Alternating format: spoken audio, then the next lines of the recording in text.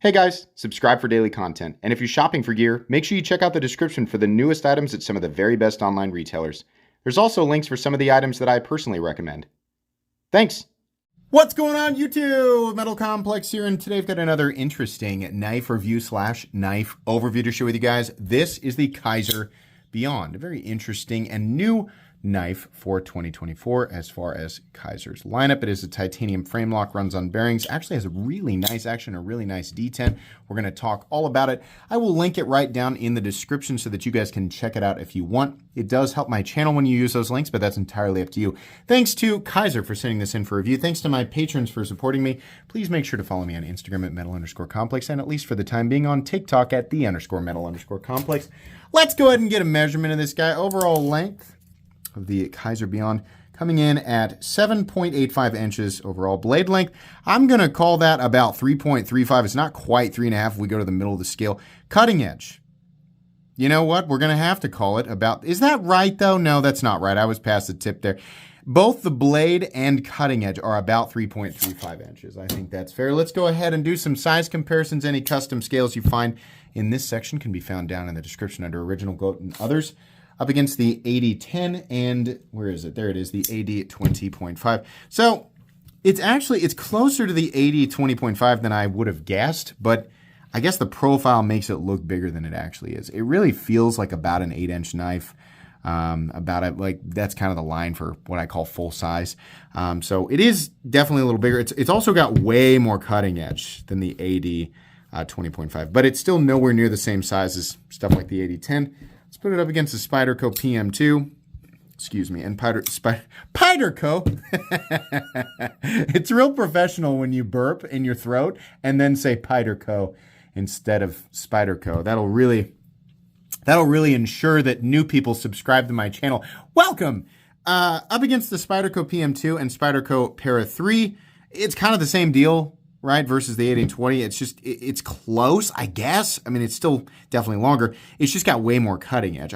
Really much closer to the size of the PM2 and actually more cutting edge than the PM2. So the ratios are just different. Finally, up against the Benchmade Griptilianer, in this case, the Ritter Hogue and the Hogue Deca. Probably closest in, just all the way around, closest in size to the Hogue Deca. It's just more robust. How's the action? It's really good. Kizer knives have here recently, select Kizer knives. By the way, you kind of have to catch this knife at a certain point. Kizer's smart enough, their designers and the people they work with, which a lot of people get on me sometimes when I don't mention the designer. I do urge you, if you follow the link, to at least make yourself aware of the designer. I can't pronounce his name at all. And I'm not trying to disrespect the designer. I wouldn't even know how to guess. So I just wanted to, point that out. If you do decide to pick this up, take some time to go and at least look at the name of the designer, so that maybe in the future, if there's another knife designed by the same person, you'll recognize it, even if you're like me and are unable to pronounce it.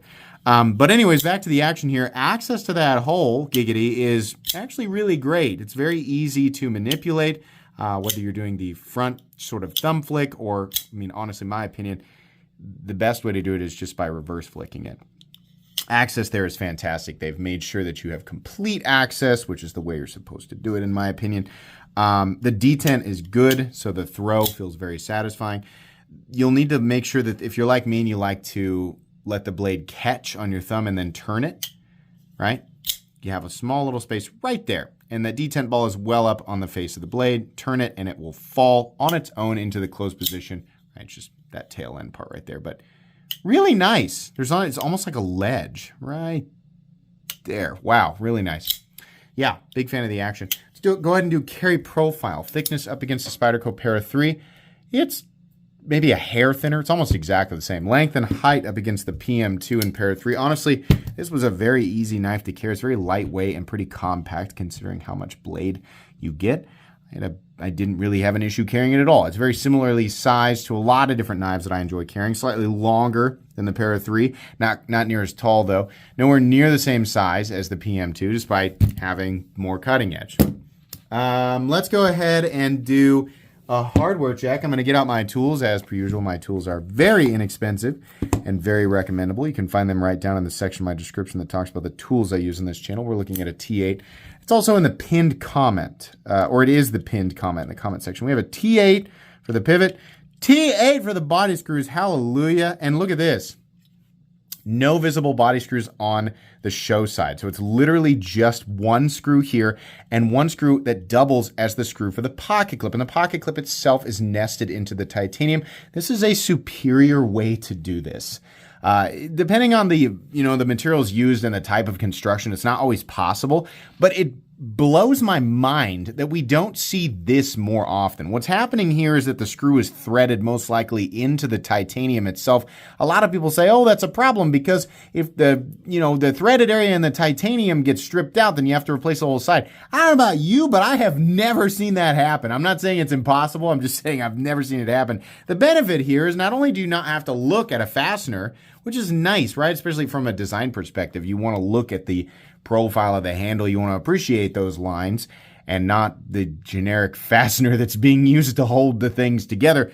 But you only have one screw to turn. You don't have to do the other side, which means you don't have to dick with it or use two drivers in some cases. It's just two screws.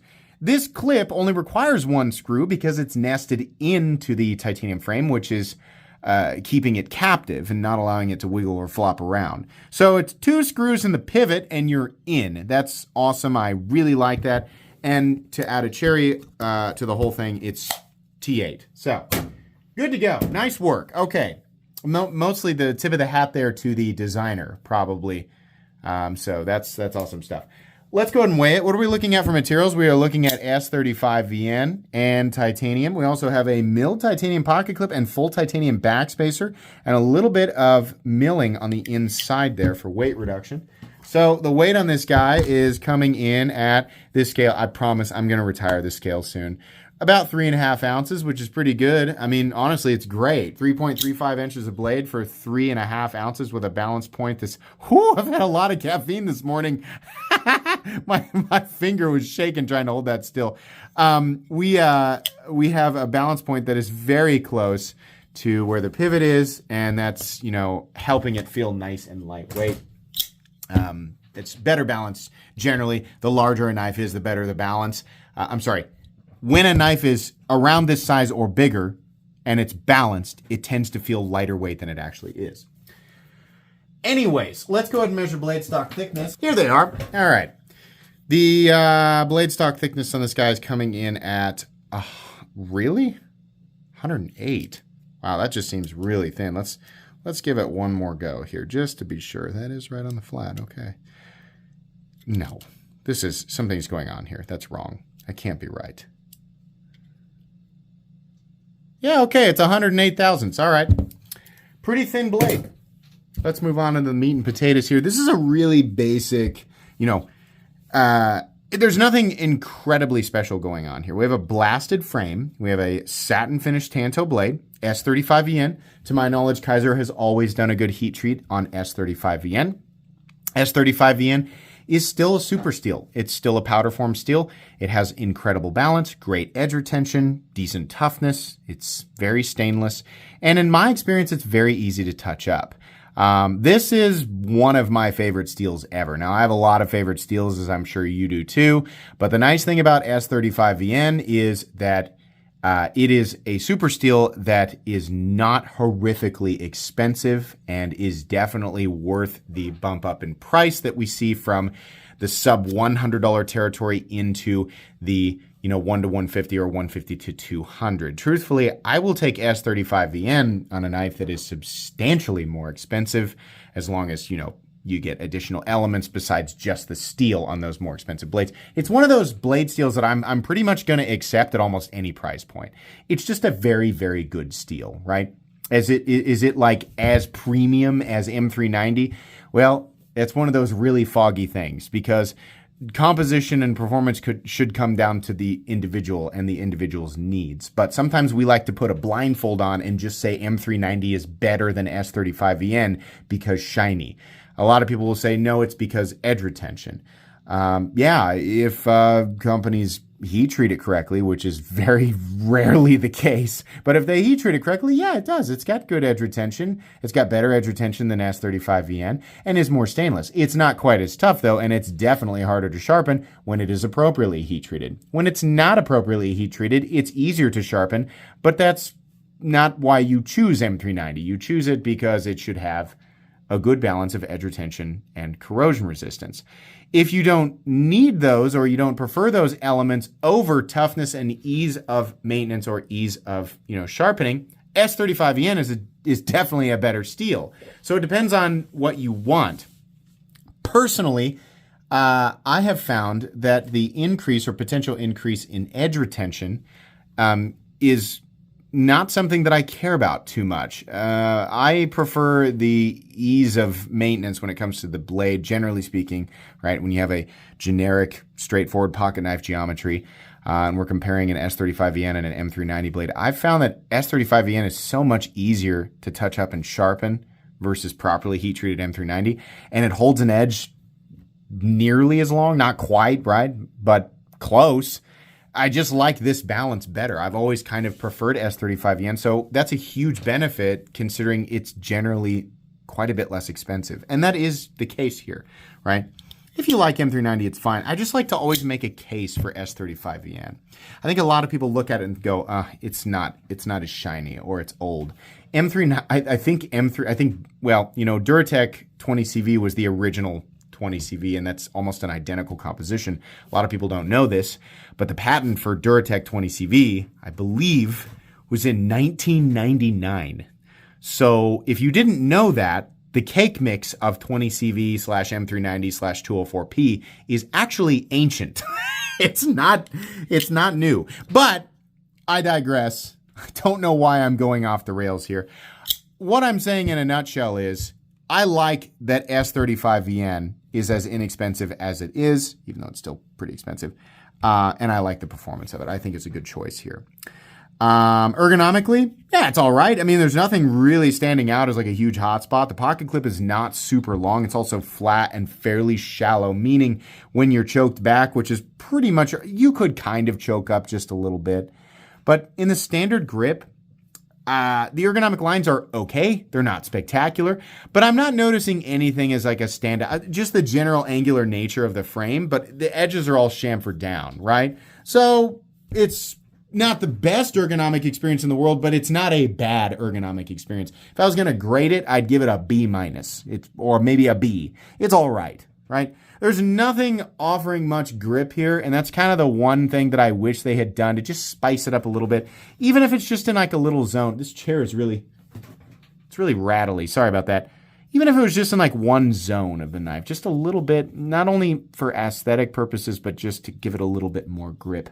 The bead blasted finish on the titanium it's fairly slippery, right? There's jimping out to a good ways, honestly, on the spine of the blade, and it's just a satin finish. But it's fine. It looks nice, right? Tanto blade, so you're going to be sharpening this edge and then this edge separately. That means that this area in particular right here is going to start to look a little wonky over time. Cutting geometry, I'd call it a medium. It's kind of medium behind the edge, but that's fine. It'll do just fine up against the typical stuff that you would cut from day to day. It's not going to be a laser beam. It's not going to be like the Open L, but it is going to cut, and I think it'll do all right. It is, like I said, relatively thin. So even though this flat is pretty prominent, and by the way, runs at about 85% of the length of the blade, the flat is pretty prominent. There's not an enormous amount of room to, sort of taper down to a thin edge, but it's not all that thick to begin with. So it's fine. The edge is nice and sharp. There's no nicks or rolls or anything. We have an even bevel on both sides. That looks good. Kizer on one side. It says S35EN on the other side. It has the name of the knife, which is always bizarre to me. It's like driving a Camaro with the word Camaro on the windshield. Right? I know it says Camaro on the... I always bring this up. I know it says that on the car, but it's very small. Putting it on the windshield just seems stupid. It's like tattooing your name to your forehead. It just doesn't... it just doesn't make sense to me. I'm sure I'll hear from all the Camaro drivers who have a Camaro windshield sticker. Actually, that's fine. Save it. I don't care. The backspacer is just a backspacer, but it's got, it's got a little bit of styling here, right? We've got it kind of poking up over the edges of the frame, a little bit of like some chamfered edges. So we got a little ramp back here, and we have a gear pattern. Opens up into a giant lanyard hole, which follows the lines of the knife. I mean, all the lines, it's supposed to be an angular knife, so all the lines are purposefully in place. I do wish that Kizer had done their legendary high reflectivity tumbled finish instead of the belt satin finish, but that's fine. It's no big deal. Pocket clip, very generic. Really wish that they had done something on there. Just do like a filler tab so that lefties can enjoy it, but I think the idea was don't show any hardware. So I kind of understand. Lefties left out of this one. In and out of the pocket, it's fine. It's shallow enough that it doesn't bother my hand, which is a benefit, but it's so shallow that you have to fight it a little bit. I found myself kind of fighting that pocket seam, like especially in jeans. If you're wearing thinner pant material, right, athletic shorts, things like that, no big deal. But thicker pocket seams, like on your work pants or your jeans or something, like you're going to be kind of digging with it a little bit, but not too bad, right? Retention's fine. We do have a steel lock bar insert, but it is hidden underneath here. You can kind of see it in there. It does double as the over travel stop. We can kind of see that tab reflecting right there. So that's nice. That's what we expect. We do have a stop pin located in its traditional position and a little bit of shouldering on the blade, which is nice. No blade play up, down, left, or right. This does run on bearings, but you guys can probably tell. No lock stick, no pivot lash. Very, very smooth and consistent in here. Like I said, a nice clicky detent with perfect centering. The best part about this knife is it's the same thing that we always expect from Kizer. It's the price tag. Kizer's premium knives are probably some of the best priced on the market. Admittedly, you don't get a lot of flash with these knives, but that's fine. A lot of people are not really looking for that. If you're trying to pick up a nice titanium and S35VN knife for under $200, you should be looking at Kizer. This knife is $169, which is stupidly competitive, especially considering it's, in 2024, the average Chinese company that's creating these knives with similar levels of execution. We can't just point to titanium, it's titanium M390. Yeah, you can't just reduce it to the materials because there are varying levels of execution between all of these companies, right? So sometimes companies from China are making knives out of titanium and M390, but their execution is much more complicated and definitely requires more work, leading to inevitably a higher price tag. However, sometimes we have companies creating literally exactly the same thing and just charging an extra $100 for it for no reason. That's what I'm talking about here. Kizer is doing some excellent work at the $150 to $200 territory. Not a lot of companies really doing anything spectacular there, in my opinion, outside of Kizer, maybe Concept and maybe a couple others, but really Kizer's just doing some awesome stuff. So if you don't need the extra flash, you just like the idea of a nice full-size EDC-friendly titanium frame lock. Maybe you're big into, Tantos, and if you're like me, you like S35VN. I mean, there's plenty of reasons to pick this up. A little bit of quirkiness with the design. You kind of have to like the angular nature of the, handle, and you kind of have to want a Tanto. But if you're okay with that, this is an excellent buy. I mean, the quality's all there. If you like how this knife looks, you're definitely going to like how it feels in hand and how it functions. Ergonomically, it won't blow you away, right? And the cutting geometry is not like, oh my God, crazy, but yeah, it's good. I mean, it's really hard to argue with this at $169. Not bad at all. So, yeah, that's definitely a good one. Pick it up if you're interested. I'll link it down in the description, but that's going to be it from me today. Please make sure to follow me on Instagram at metal_complex, and at least for the time being on TikTok at _metal_complex. If you enjoyed this video, leave a like. If you'd like to check out my other content, I do, of course, have lots of videos of knives that are either expensive or inexpensive that I do or don't like, so check those out. And if you enjoy all my content, go ahead and click on that Metal Complex logo right there and subscribe, because there's definitely more coming. Thanks again for watching, everybody, and have a great day.